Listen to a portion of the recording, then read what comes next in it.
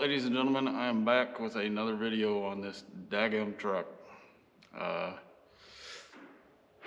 Unfortunately, I guess not unfortunately, fortunately, we're at 200 some odd thousand miles on this truck and the steering gear finally let go. Driving down the pasture and started seeing white smoke. Didn't know what the hell was going on, pulled over, went to look at it, and I was spewing power steering fluid out the side of the steering gear. It was actually coming out of the sector shaft adjustment, and I haven't messed with that. So finally let go. I think it's a Ford, I think it's the original Ford steering gear in it. Fairly simple, fairly straightforward. Take you guys along, let you see what I'm doing, and we'll get her done. So, come to find out, my battery's almost dead on this thing, so I'm going to make a series of short clips. But to start, that bolt right there, so there's normally a cover, which I guess I can push that down so you see it. There's normally a cover right there. It goes all the way down. Just pop that up and out of the way. Like so. And then you're going to see this bolt right here. That's a 1/2 inch. You're going to take that off. Now I will tell you right now, before we get started doing any of this, prior to August, I think it's August 1st, 2007, you have to look at the manufacture date on your truck. So if it's prior to August 1st, 2007, you'll have one style gearbox. If it's after August 1st, 2007, you have another style. So this truck was made in September of 2007, so I have the later style gearbox. I say that to preface that when you pull the lower steering gear off, your input shaft may not look the same as mine. Don't worry, the way you do it is exactly the same. The only difference is your lower steering shaft looks a little bit different. It'll look just like that, just where it attaches to the steering gear is a little bit different. So first thing we're going to do, take that lower steering shaft bolt out, slide it up out of the way. Probably, I would say, if there's people around, you might want to weight your steering wheel down so that it doesn't spin. You don't want the steering wheel to spin once it's released from the steering gear, because if you do, you can ruin the clock spring underneath the airbag. So weight your steering wheel down so it can't turn, take that bolt out, and then we'll move on to the next thing. Just to give you an idea of what I'm talking about, I just tie a ratchet strap around the brake pedal up to the steering gear, or the steering wheel, so that even if I bump it, I can't turn it, and then I get confused about where it is, and I end up installing it one turn to the right or to the left. I'd rather just put a strap in there. It seems like overkill, but you don't want to buy a clock spring. You damn sure don't want to replace one. By the way, you guys may notice there's a different change of scenery. This is why I haven't been putting videos out. I've been working on this shop. Finally got it finished, finally got electricity in here. Still got a few things to do. I got some trim to put out.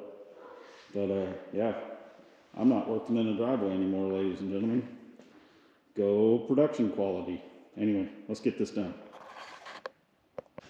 Alright, so your very next step, if you're smarter than the average bear, is to take the steering link off the pitman arm. Now you're not going to want to try to take the pitman arm off the steering gear while it's in here. It'll be a pain in the butt, and you have to take this bracket off to get to the bolt to get it to come down. Leave the pitman arm on the steering gear until you get it out, okay? So if you're redneck rich like I recently have become, just kidding, you gotta get a pitman arm puller.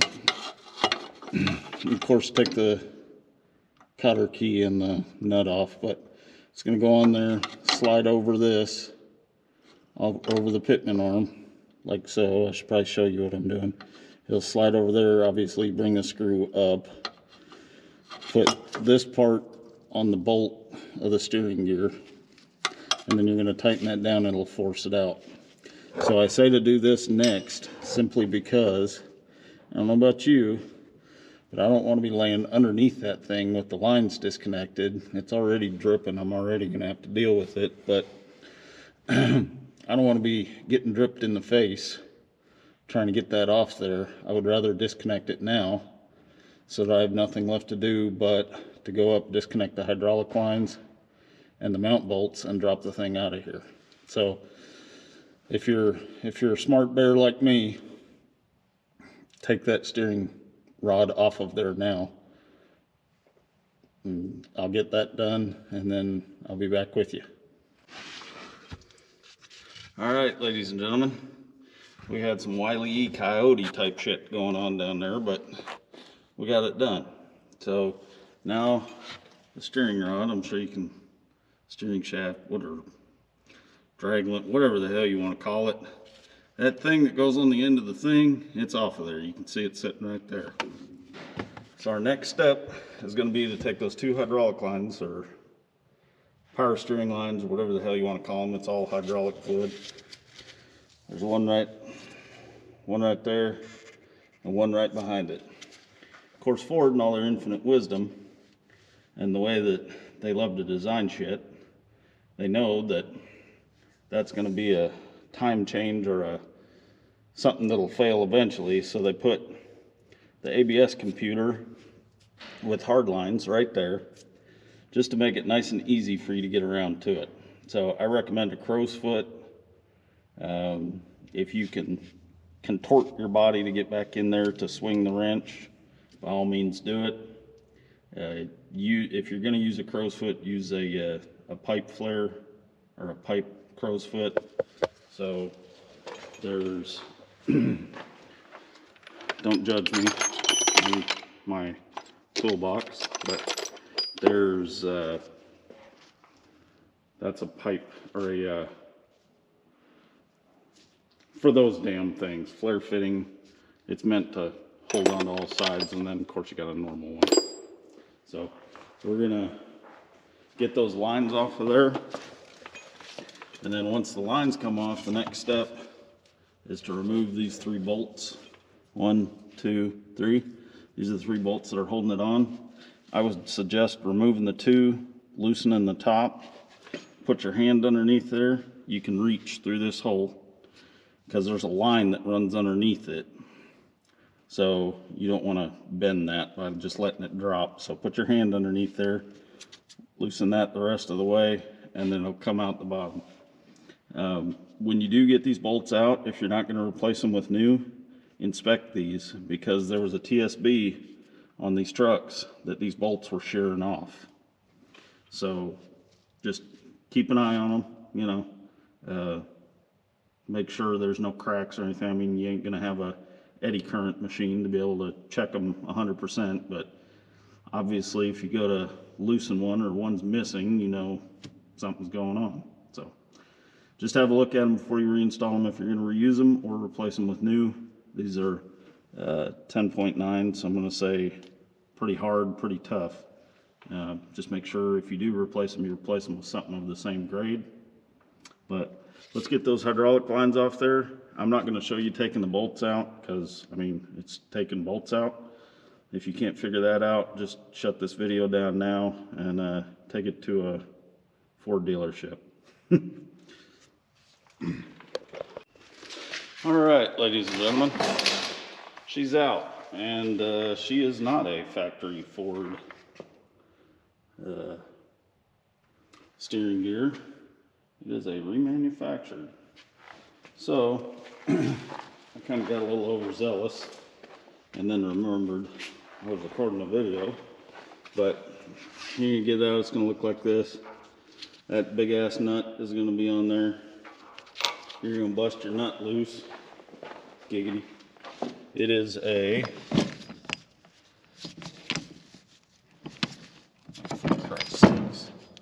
1 13/16.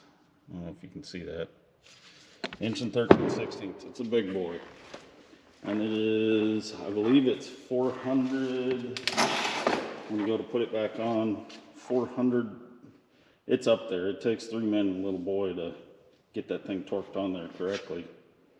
It is tapered, so don't worry if it doesn't go all the way up. As long as you hit the torque, you're in the right spot, if that makes sense. So it'll get tighter the further it goes up. You go to putting more ugga-duggas on it than you're supposed to, and you're going to pull the thread straight off that shaft and be right back in the same situation you were in to start with. So don't do that. Put the correct torque on there. I'll look it up before I should actually be in that Chilton manual. I was going to look at the Ford manual, but that'll work too. There ain't much Chilton's good for, but that it should be in there. Yeah, so normally to get that off, you would use a Pitman arm puller, but because I'm lucky, that's all the further she's going on there. So we're going to go back to the cheap redneck method and just beat that shit off of there. So a hammer and a drift should take it off there, a couple good whacks. But get that off there, I'm gonna go swap it out. The only reason I'm taking this out now before I got the new one is they're gonna want a core, and I really hate doing the core thing. I'd rather have it right there. But I'm gonna pull the Pitman arm off. I'm gonna take it up to the store. We're gonna, I guess, put a remanufactured back in it because Ford's out of them, and Ford wants almost $1,000 for the V1. So what I was talking about earlier about the shaft. So if you're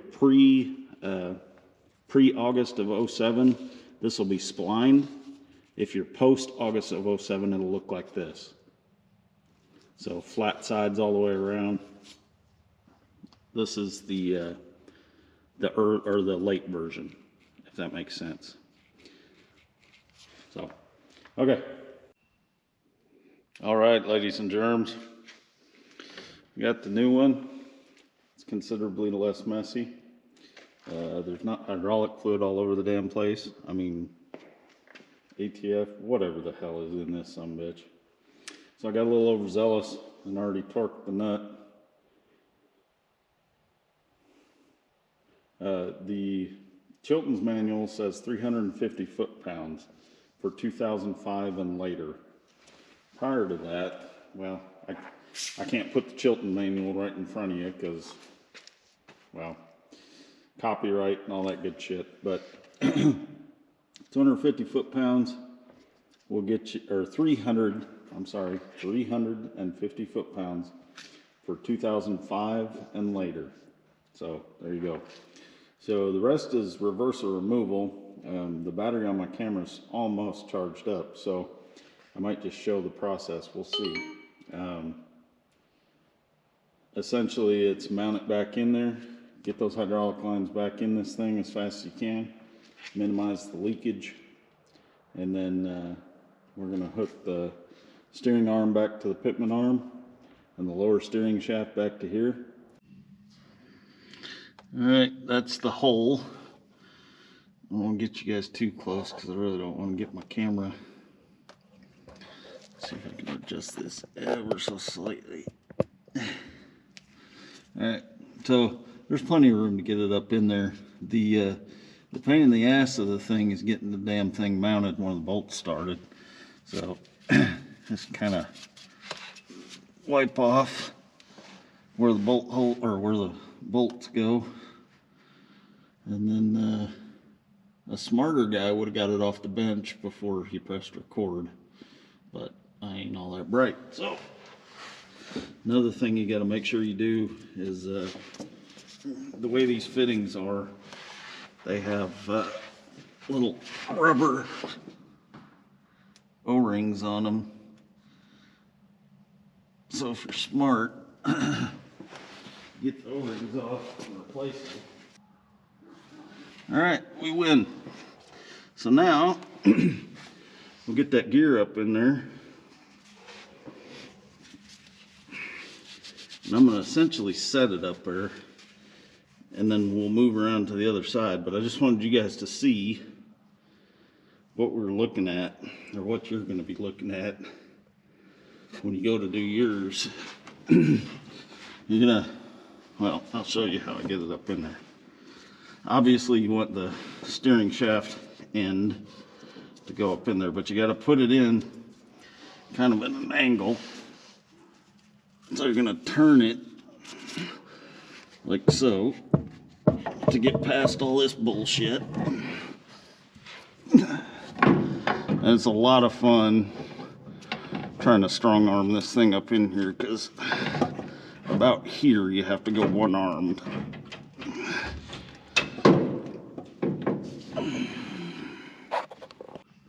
The things I do for you guys, the camera for some reason stopped recording and I heard it beep, so I stopped what I was doing.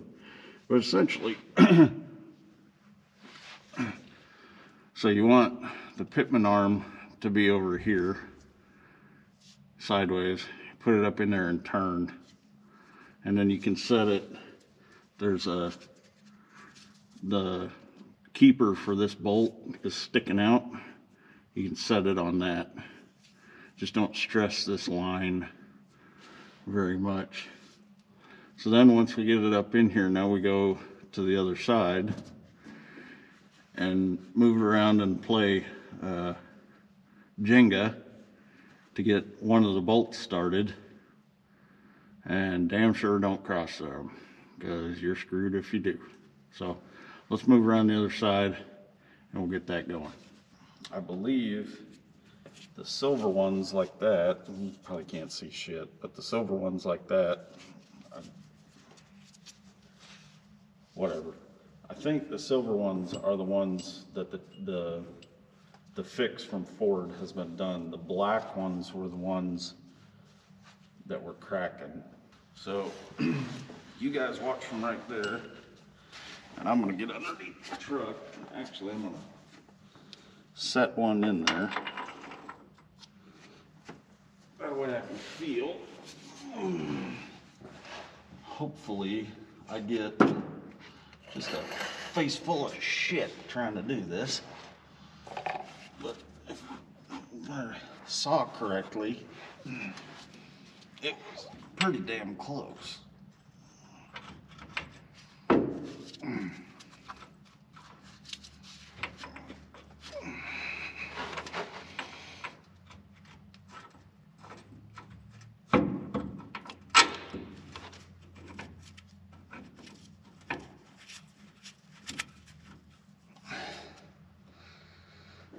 So it feels like I got a few threads in there. I'm gonna continue to hold it. Well, actually, no, I'm not. I'm gonna let it hang off those few threads because I'm a dumbass and didn't bring the rest of the bolts. You sure you guys want to be watching me to do this? Apparently, I'm not the brightest cookie in the class here. So I'm gonna swing it. Let's see, it's gotta go that way.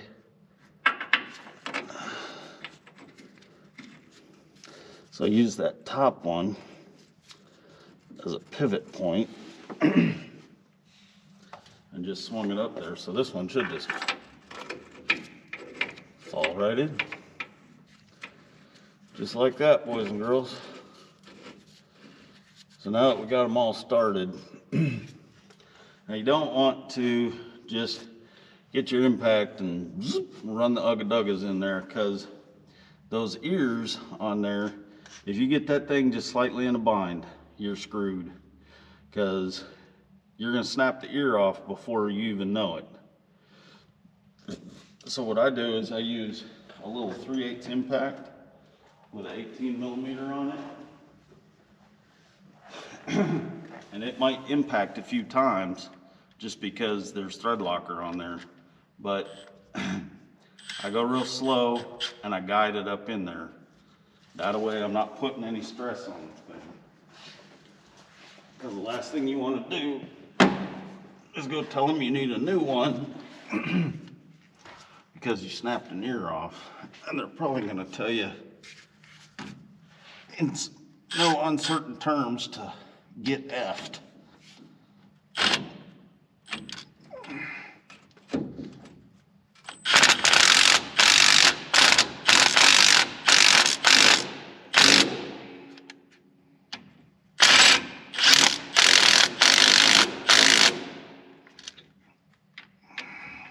See, it's still loose. I'm not putting any. Now we're putting a little torque on it, but it's up flush and where it's supposed to be.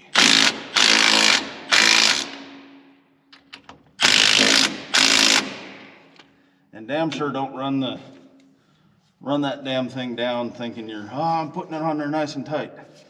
Yeah, you might be, but those threads aren't going to give, the ear will, especially that top ear. The bottom two are pretty thick. But that top one, boy, the one where most guys are going to grab a hold of the damn thing and just send it home, that's the one you'll snap off. So don't do that shit. So now we got our lines in a bind, because why not? Got the lines chilling there, ready to go in.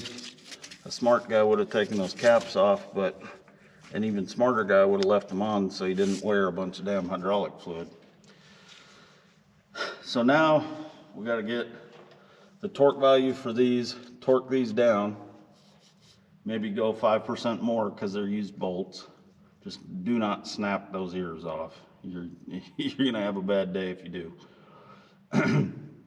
Then we put the hydraulic lines in and tie the steering back to the pitman arm. All right, next one's pretty simple. Before you put the lines in there, make sure your rubber seals are on there. The nuts will slide, you guys can't see that. The nuts will slide up and down on the line, so you can slide them out of the way. I don't know if y'all can see that or not. You can slide them out of the way. Make sure that it goes down into the hole. You'll feel it go down in there. Just make sure they're seated right and straight. And when they are, you can start threading it in there. I'm not 100% sure about this one in the back. Just want to make sure. I know it's hard to see, you guys. It's dark in here. I don't have all my lights set up yet, but I'm working on it. I'm trying to get some good production value for you guys. I'm gonna start doing videos a whole lot more. We got a 77 C10 project that we're gonna start. All right, ladies and gentlemen, you got your lines in. They are a 18. I would suggest getting you a short, stubby 18. When you're putting those in, do not crank down on them. They shouldn't be more than about 20-25 foot-pounds of torque on those line nuts. If you try to crank on them, you are going to strip out either the steering gear side, the boss that they go down into, or you're going to crack it. If they're leaking, stop, take the line back out, check the O-ring on the end. Make sure you put the O-ring in there. The last thing you want to do is crack that thing and all the work that you just did was recreational because it was practice, and you're going to get to do it again because you're going to pull it right back out. And most part stores will not take these back if the bosses are cracked or stripped, because it has a big warning tag on it that says don't crank on these. But anyway, now that I'm done griping at you, the last thing we have left to do is to put the steering rod back on the pitman arm, and then we're going to put our steering wheel, the lower steering shaft, back on the steering gear, and then we'll do the bleeding procedure after that. So I don't think you need help getting that on or getting that on.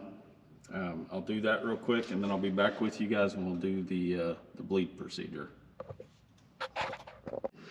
All right, ladies and gentlemen, we're to the point to where we're gonna refill the reservoir and do the bleeding procedure. I just want to talk to you guys about this real quick. So, at least in my truck, I'm pretty sure it's the same for all these Super Duties, at least up to 2010. There's several different types of ATF that you put in your power steering. The specifications call for a Mercon ATF in your power steering. It also specifically says do not use Mercon 4. Right? So I have these for something else, but I drug them out just to show you guys. Make sure and pay attention to what you're putting in there, and do not mix anything. If you're unsure, drain it out, drain whatever's in there out, and put the Mercon in there. So on the back it'll tell you suitable for use where Dextron 2, Dextron 3, or Mercon fluids are specified. So make sure you're getting the right kind in there. Reason being is the different types, .3, .4 for brake fluid, Mercon 3, Mercon 4, 5, whatever. They have a different chemical makeup, and the seals inside there, the Viton, whatever the hell it is, the seals in there are designed to use a certain type of fluid. So if you put the wrong type in there, there's a possibility you eat those seals out and they're right back in the same spot. And don't be dumb and put gear oil in there. Actually, I'd have that out to top off anything that might be low. It shouldn't be, but anyway. I just wanted to make sure and let you guys know, you know, if you're watching this, you may not know, so I would rather tell you and you not come back 6 months and comment on the video and tell me that I told you wrong or whatever. Make sure you're putting the correct thing in there. So even after watching this and hearing what I'm saying, go to your owner's manual. It will have in the fluid specifications of your owner's manual, it will tell you what to put in there, okay? It should be under the service section. It'll tell you what to use to top off. Make sure you put the right thing in there, okay? Okay, so I'm gonna fill the reservoir, and then we're gonna get ready to do the bleeding procedure. I'm gonna cut right here, and we'll go to the next clip. Will be me getting ready to start the truck.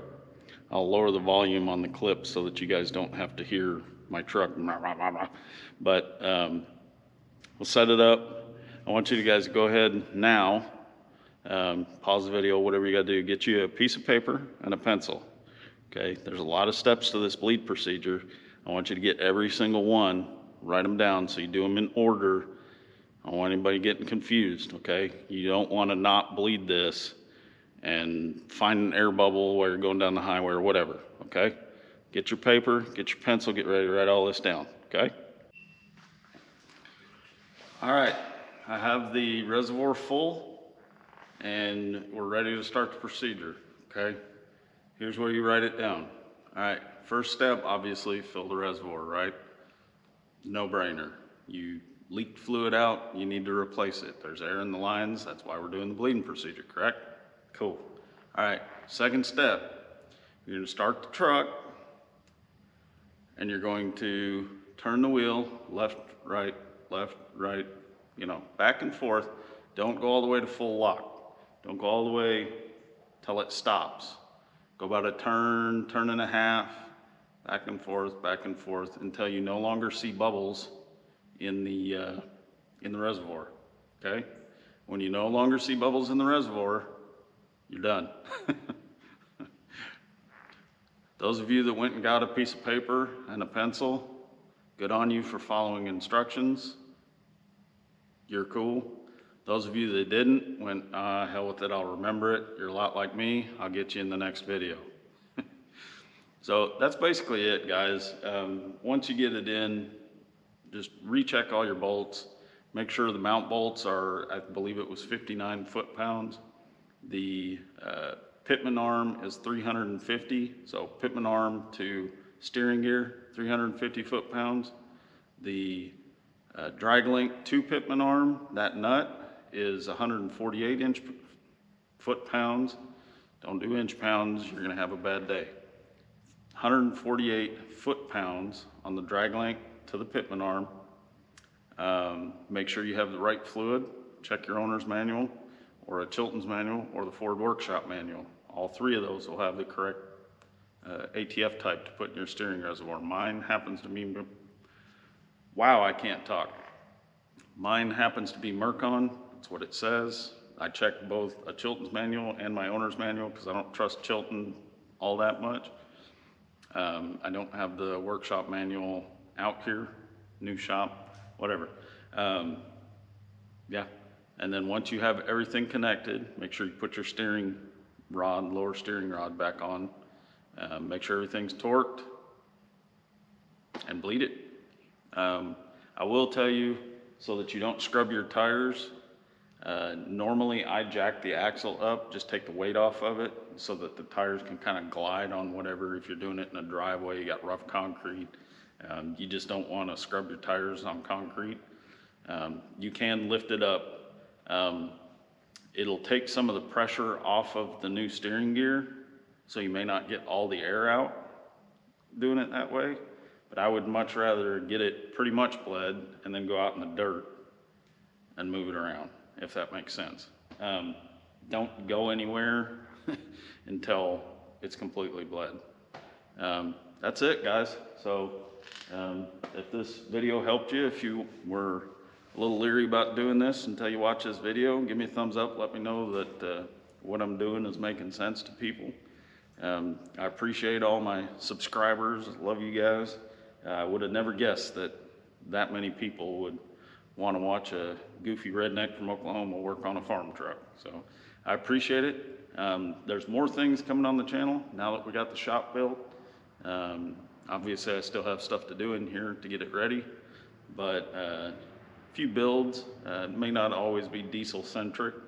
I'm an automotive mechanic, man. I like building whatever I can build. So be sure and stay tuned for that. Click that like button, subscribe, all the things every YouTuber asks you to do. I'm sure you're tired of hearing them by now. Do all those things. It'll let you know whenever I upload something, which should be a lot more often now because I got a place to work, so I'm not constrained by the weather. So thanks for watching. We'll see you guys in the next one.